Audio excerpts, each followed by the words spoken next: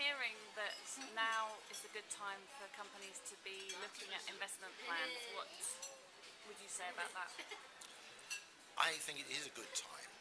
Obviously, first priority of a company at the moment is survival, focusing on cash. But unfortunately, I think one of the lessons of the last two downturns that I took away in the early 80s and the early 90s is that simply focusing on survival gets you through the trough, but then when recovery comes, you also have to be ahead of the curve and able to exploit competitive advantage. Usually, markets are operating in a new way, and so I think investments in technology, investments in product development are equally important, and CEOs have to be very strong in not cutting everything in the budget, because they do need to focus on the future as well as the present. Which technology areas do you think will be interesting in the next few years?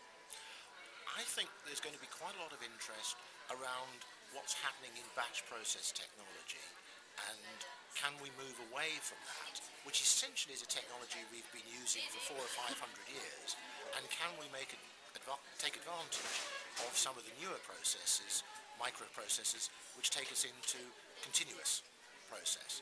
So here, particularly I'm thinking of carbon footprint and clean technology issues. Can we reduce the cost of capital? Can we reduce the operating costs?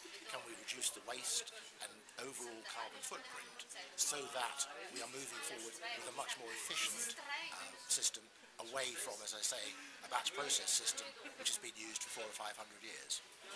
And why is now the right time for companies to be looking? I mean, equipment costs are coming down. Is that a major factor? Exactly. I think this is the other side of why you should do it. It does feel counterintuitive. The general idea is let's wait for everything to pick up and then let's go and do it. The problem with that approach is that at that point you're behind the curve. Some other people, I mean, take BASF as an example. They would say, I think, quite strongly that one of the reasons why they're coming through the downturn in a reasonable shape is because they are continuing to invest in innovation. And by innovation, they don't mean invention. It's not just ideas. It's practical areas where you can add value to the business. And it is very much cheaper and easier to do that in a downturn than it is in a recovery. And I suppose investing now means that when the plants come on stream, we'll be out of the trough and maybe near the peak. Well, that's right. You're coming out in position to accelerate ahead. Normally, I've seen this for 30 years, what happens is you invest after 2 years of recovery and your plant comes online just as the industry is going into a downturn, which unfortunately is what we're seeing at the moment. So I'm not suggesting that we go overboard on this. I'm just saying that it is very important to focus on innovation as well as survival, particularly because there are opportunities out there in the automotive area, for example. The US automotive sector going to increase fuel economy standards by 42% by 2016.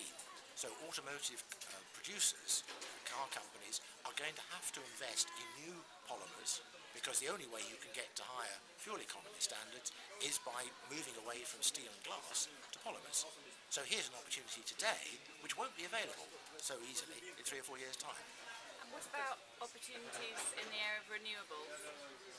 Again, yes, I think renewables, if we look forward 3 to 4 years, we can see that the supply-demand balances for crude oil are going to remain very tight. And so it is, I think, very sensible, particularly for the larger companies or for those companies who think they've got a particular position they might be able to develop, to think about what can we do in renewables. I think what Shell is doing, for example, down in Brazil on ethanol is a very smart move.